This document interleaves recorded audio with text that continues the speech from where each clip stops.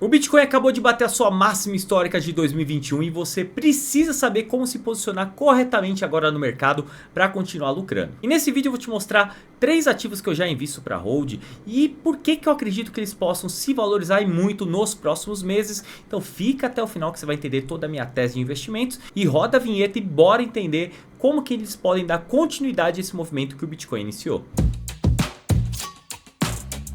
Fala meus queridos, André Haro falando, e para quem não me conhece, sou investidor no mercado cripto, também faço aqui produção de conteúdo, trazendo um pouco mais, principalmente do que eu acredito, do que eu faço com o meu dinheiro para vocês de forma gratuita aqui no YouTube. Então sejam muito bem-vindos, se gosta do conteúdo, deixa aquele like aí no final que isso ajuda muito o canal a crescer. E como eu já falei, a minha ideia é mostrar aqui nesse vídeo 3 ativos que eu já invisto. Então lembrando, não é uma indicação de investimentos, tá? Isso é mostrando uma tese que eu tenho do que eu faço com o meu dinheiro, então estude, veja se faz sentido para que você realmente invista. Mas o grande ponto desse vídeo é mostrar aqui com alguns dados o que pode ser o movimento que o mercado cripto vai fazer. Lembrando, o Bitcoin bateu aí sua máxima histórica, a gente vê muito dinheiro entrando no mercado cripto, mas tem alguns movimentos, se a gente olhar os últimos ciclos do mercado, que a gente pode entender como que o dinheiro pode ir e para quais ativos eles vão. Então a ideia é que a gente consiga entender como que, observando os últimos ciclos, a gente pode entender qual vai ser o fluxo do dinheiro. Inclusive já falei sobre alguns vídeos sobre coisas que eu vou falar aqui. Quem já é inscrito no canal provavelmente já vai saber e provavelmente já vai estar posicionado também. Então vamos começar, vou compartilhar a tela aqui para vocês entenderem esse estudo.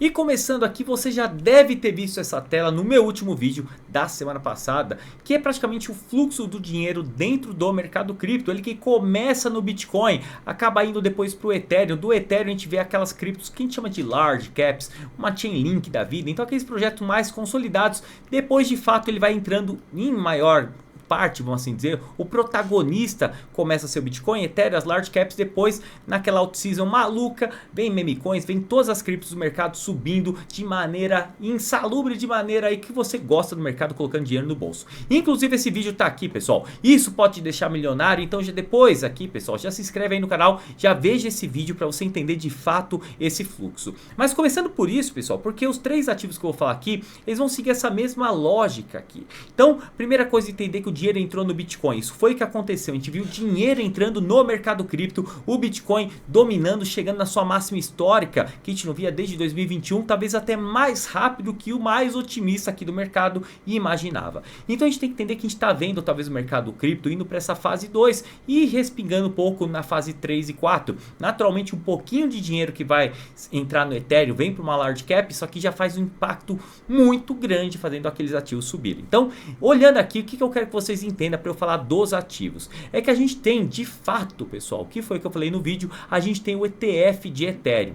Então com esse ETF a gente pode ver aqui nas datas finais que a primeira data seria dia 23/5, essa primeira data, deadline final que a gente tem para aprovação do ETF de Ethereum. Isso aqui pode colocar muito dinheiro se aprovado no mercado cripto, as pessoas vão conseguir investir em Ethereum sem necessidade de ter que comprá-lo, da mesma maneira que está fazendo com o Bitcoin. E você pode ver o movimento que está ocorrendo aí com o ETF de Bitcoin, batendo recorde a cada semana. A gente pode ver a própria BlackRock, entre outros grandes players, Fidelity aqui, e são os mesmos caras que fizeram o ETF de Bitcoin, que pediram e hoje tem esse produto, que estão pedindo de ETF de Ethereum. E a gente está vendo até um fluxo saindo do ouro para entrar no Bitcoin. Então a gente, quem sabe a gente não pode ver esse fluxo entrando em Ethereum e a demanda do Ethereum, que vai ser sim o primeiro ativo, pessoal. Vamos começar já falando aqui, o Ethereum é esse ativo que eu vou falar dos 3. O primeiro deles, é claro, pessoal, a gente viu o dinheiro entrando no Bitcoin e a bola da vez pode ser o Ethereum.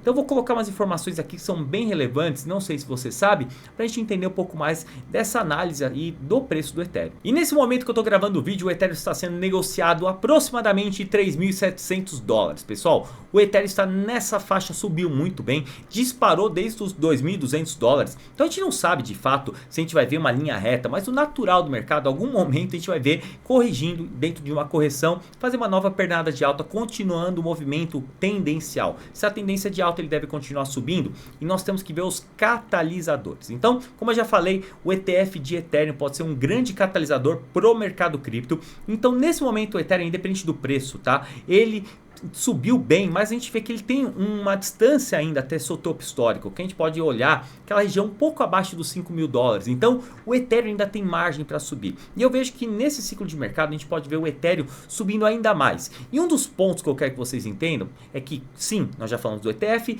e qual é o movimento. Por que eu acho que você tem que estar posicionado? Inclusive hoje o Ethereum é a maior posição da minha carteira. Hoje é. E por quê? Porque eu fui trocando Bitcoin por Ethereum. Naquele gráfico que eu já mostrei Ethereum e Bitcoin, você vai ver se ele está barato ou não. Então você acaba trocando um pouco de Bitcoin que já fez o seu movimento de alta e se posicionando num ativo que você pode inclusive voltar para Bitcoin futuramente e você vai ter mais Bitcoins. Só um exemplo muito simples para vocês entenderem. Digamos que você tenha um Bitcoin. Só para exemplo, vai ficar muito mais fácil minha conta aqui. Então você tem um Bitcoin, você troca por Ethereum. Um exemplo. Aí o Ethereum se valoriza mais que o Bitcoin nos próximos meses. Digamos que 30% a mais que o Bitcoin. E aí você volta para Bitcoin. Em vez de ter um Bitcoin, você vai ter 1.3. Então por que você trocou por um ativo que performou melhor? Então a ideia aqui não é que a gente tente adivinhar qual é o ativo que vai fazer 1000 vezes. Então pessoal, sempre vai ter uma meme coin explodindo aqui, sempre vai ter alguma coisa no mercado cripto que vai ser o ativo. E dificilmente a gente vai acertar qual é esse ativo. Então a ideia é que a gente se posicione dentro das principais narrativas e falando de um risco um pouco menor. Claro que tem projetos mais especulativos aí, sim, eles devem subir mais, porém com maior risco. Então entendendo que o Ethereum, segundo maior ativo do mercado, seria uma ótima opção. E não sei se vocês conhecem um site chamado ultrasound.money. Vou colocar aqui na tela e dentro desse site a gente pode pegar algumas informações. Dentro dessas informações ele passa aqui qual que é o GUI, pessoal. Para quem não sabe, GUI é a unidade de medida que a gente tem aí o nosso Ethereum da gas da rede, ou seja, quanto que está a taxa da rede. Ela é medida em GUI. Geralmente, só para vocês terem uma ideia, a gente queima Ethereum cada transação e quando ele está na faixa de 30 GUIs, 29, 30 GUIs, a gente tem um equilíbrio da quantidade de Ethers criados naquele bloco e também do quanto queima naquela transação. Então qualquer coisa acima de 30 GUI, a gente começa a queimar mais Ethers do que a gente acaba criando. Então isso aqui é bem interessante. E esse site traz um movimento desde o Demerge, daquela atualização do Ethereum, que ele saiu de prova de trabalho, Proof of Work, como é o Bitcoin, com as máquinas minerando, para o Proof of Stake. E com isso a gente diminuiu a demanda, a criação na verdade de Ether, de maneira que continua aumentando. E esse site mostra uma informação muito legal. Nesse momento, que a gente está vendo altas no mercado, pode ser que seja muito menor, mas só uma ideia, essa semana inteira está assim. A gente está vendo o GUI na faixa aí acima de 100. Ou seja, nos últimos 7 dias a gente consegue ver que o supply do Ethereum caiu 1.26, pessoal. Ou seja, o Ethereum está deflacionário 1.26% nos últimos 7 dias, porque a gente está queimando muito mais Ether do que está sendo criado. E por isso que a gente pode ver um impacto de menos aqui, 29 mil Ethers. Tokens Ethereum, exatamente, menos 29 mil. E se a gente for pegar desde o demerge dessa atualização do Ethereum, a gente pode ver aqui, pessoal, menos 402 mil Ethers, menos 402 mil Ethers, isso em mais de 537 dias. E se pessoal, a gente tivesse mantido o Proof of Work que criava mais Ethers, a gente teria mais 5 milhões e 500 mil Ethers. Ao contrário, nós temos menos 402 mil. Ou seja, o Ether, nesse momento, desde a atualização do Merge, está deflacionário. Ao contrário do Bitcoin, que é desinflacionário, a diferença é bem pouca aí na palavra, mas desinflacionário quer dizer, ele tem inflação, mas ela diminui, que é o que acontece com o halving do Bitcoin.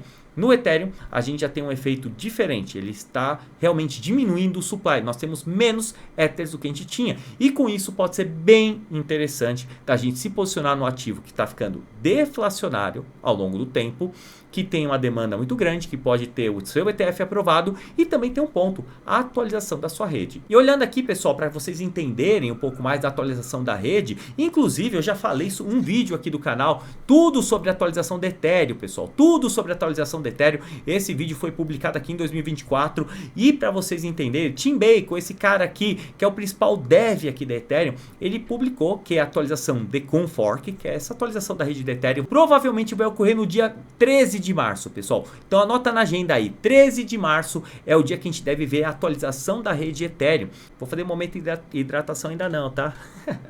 O miserável é um gênio! E essa atualização, ao contrário do que muita gente pensa, ela não vai deixar a rede Ethereum mais barata. Ela vai baratear as redes de segunda camada. E é por isso que o segundo ativo que eu vou falar aqui, ele está ligado a essa narrativa. Então essa atualização vai deixar com que redes como Arbitrum, Optimism, entre outras, todas as segundas camadas da rede Ethereum possam baratear as taxas da rede em até 10 vezes. Só que no primeiro momento é provável que a gente não veja esse impacto sendo 10 vezes mais barato. Pode ser que seja 4 vezes, 5 vezes mais barato, mas é um caminho que deve melhorar a escalabilidade das L2, das segundas camadas da rede Ethereum, e é por isso que o segundo ativo que eu vou mostrar para vocês que eu estou investindo e por que eu acho que ele pode se valorizar é a Matic. E a Matic tem a rede Polygon, pessoal, token Matic, em breve POL deve mudar, mas não vem ao caso nesse momento. É um dos projetos que eu vejo que pode sim fazer essa alta do mercado, principalmente pela atualização do Ethereum. Não só por isso, também já falei em vídeos aqui no canal sobre o projeto da rede Polygon, que está mudando aí seu tokenomics, está mudando seu token, tem projetos muito consolidados na parte de ZK, Zero Knowledge, para uma parte de aprovação diferente, aí são referências, muitas empresas aí, inclusive do mercado cripto, estão construindo dentro da Polygon, então eu vejo que é um projeto muito robusto dentro do mercado cripto. Ele não fez o grande movimento de alta, assim como os tokens da Arbitrum, Optimism fizeram. Então a gente pode ver esses projetos de L2 subindo com essa narrativa de valorização, né, que deve gerar maior demanda.